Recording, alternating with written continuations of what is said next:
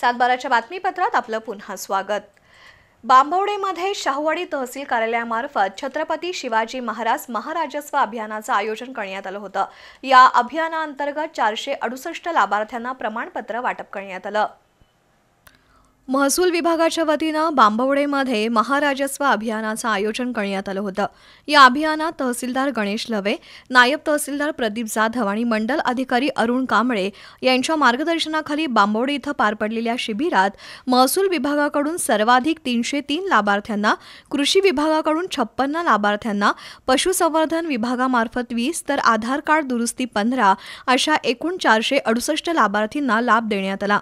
हे सर्व लाभ एका छताखाली मिळत असल्यानं नागरिकांचाही त्याला उत्स्फूर्त प्रतिसाद मिळाला।